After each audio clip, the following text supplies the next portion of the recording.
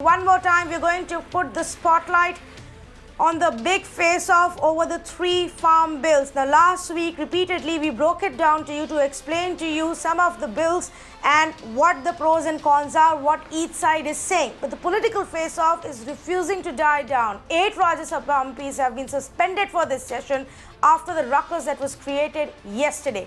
Before we go on to a conversation, I've got a special guest joining us right on top of the urban debate right now. Good evening, Mr. Chidambaram. Thank you for speaking with us. It's been a while. Good to have you on the show again. Mr. Chidambaram, I'm sure you heard the government's news briefing in the evening where they, in a way, upped the ante against the opposition and accused the opposition MPs of wanting to physically assault the deputy chairman and not allow voting. Your response to what the government is saying now? I can't comment on what the minister said about what happened in the Rajya Sabha. I think the members who were present in the Rajya Sabha have given their version. It's also on the video. What I noticed was that there were members demanding division. They demanded a division on the motion to refer the bill to the Select Committee. They demanded a division on every amendment. They demanded a division at the stage of third reading. And the deputy chairman would not even look up from his seat and notice the members. The rule is, even if one member demands a division, the chair is bound to allow a division. The government doesn't answer the question why the chair did not allow a division when it was visible to the whole world that several members were demanding a division. In fact, the members, even before the House assembled, had made it clear that they would insist on a division. If the government had a majority, it should have readily agreed to a division. Please ask the government to answer that question first. If a division had been allowed, there would have been no commotion at all, and the vote would have decided whether the bill was passed or not. But the government says exactly that we wanted to hold the vote while not specifically using the word division vote, but they did say we wanted to hold the vote, but it wasn't allowed by the opposition. Before that itself, they resorted to ruckus and attacking the deputy chairman. That's completely wrong. The visuals will prove it wrong. Why is the government shy of using the word division? And who can call for a division? Not the government. It is the chair which can call for a division. When the members demand a division, the chair must say, yes, division. And when division is announced, the Secretary General announces the procedure, rings a bell, and division is either by electronic voting or by voting slips. Today, of course, it had to be by voting slips. It would have taken a few minutes. But why did the chair not allow a division? The government is avoiding an answer to that issue. That's why it's even avoiding the use of the word division. In fact, Mr. Chidambaram, I have been wondering the same, to the point that the government, even in the evening, the ministers said that we had the votes, we had 110 members in the House who were supporting the bills. Do you believe the government when they say that? Why else would they not want a discussion or a division vote? That question should be put to them. If the minister knows the result of the division even without a division, I suggest he be made the one-man election commission of India. We can declare the results of state and parliament elections without an election at all. How does he know that he has 110? And how does he know that the opposition is only 72 without a division? Does he have a crystal ball to look into and declare the result even without a voting?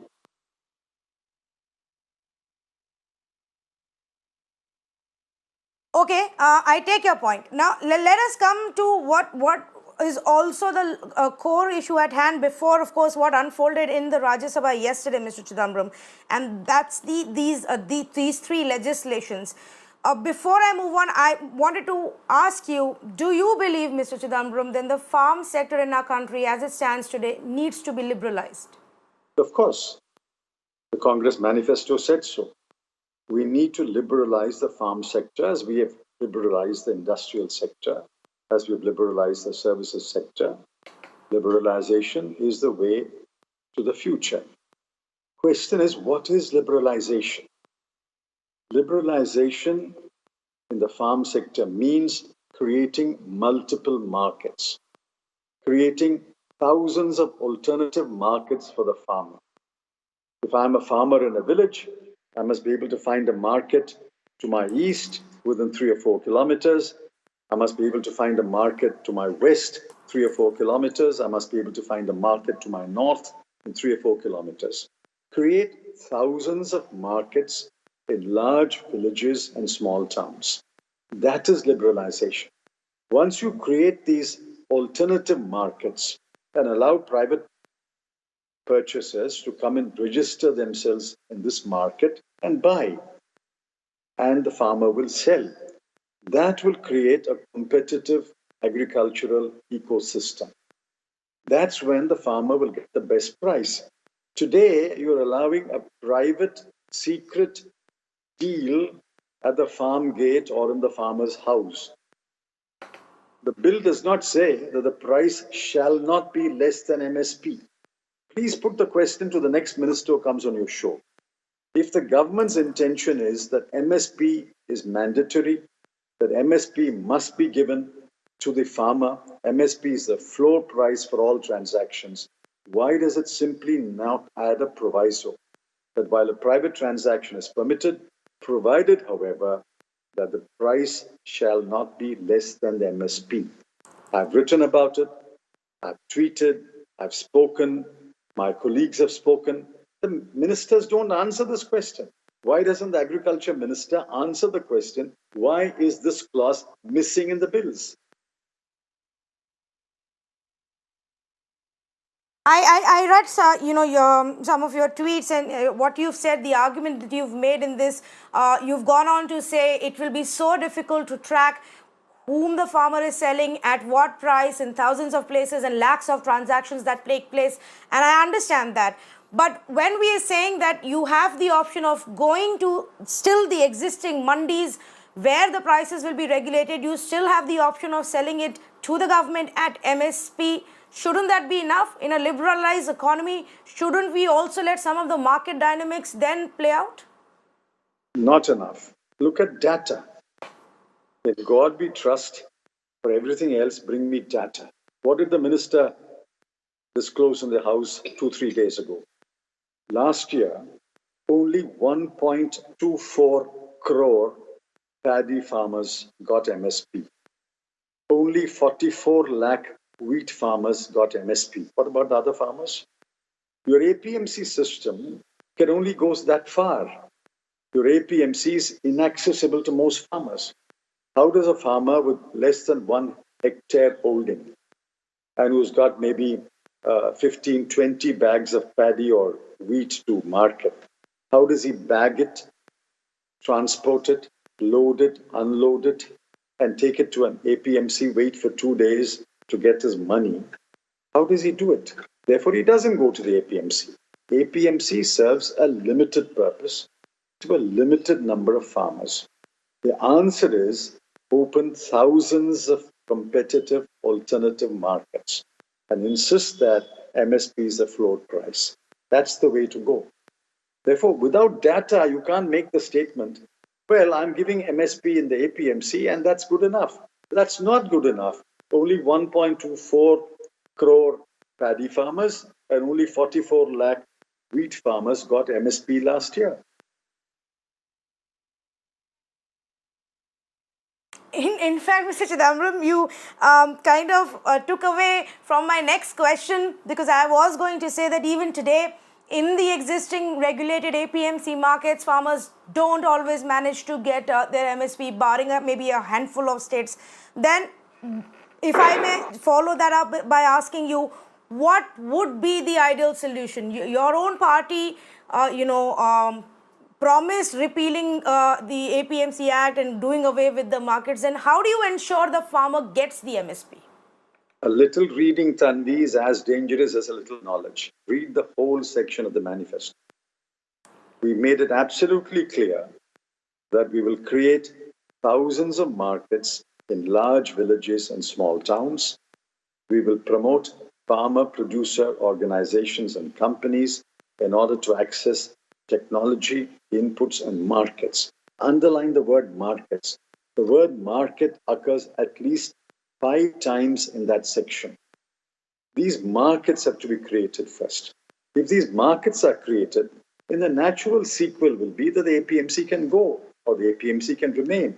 The APMC becomes one player in a competitive market ecosystem. The way to liberalization is to create competitive alternative markets. Let me repeat that. Competitive, alternative, multiple, easily accessible markets to the farmers. That's liberalization. No, fair enough. You create many more markets, make them competitive. But again, I am failing to understand, and if you can help us explain, how do you ensure that that minimum price is given even now in places where we even have e-mandis? It's the system still not working as one would want it to work. That's because this government doesn't know how to work systems. It has got a GST. It doesn't know to work the system. That's why it's failed. That's why it's created problems. Of course, the system can work. How does the e-trading in the stock exchange work? Does not price discovery work? When I put in a price at which I'm willing to sell, and somebody has a call price at which he's willing to buy, does not the system match the put-in price and the call price and match it? It can be made to work, provided you know how to make it work. In e-commerce, what is the difficulty in ensuring that MSP is the price at which the bargain will be struck? In a competitive thousands of markets that I'm talking about, the private purchaser can come and buy. But the condition will be that he can pay a price which is not less than MSP. So he has to buy in that market. The market can be run by the state government. It can be run by a panchayat.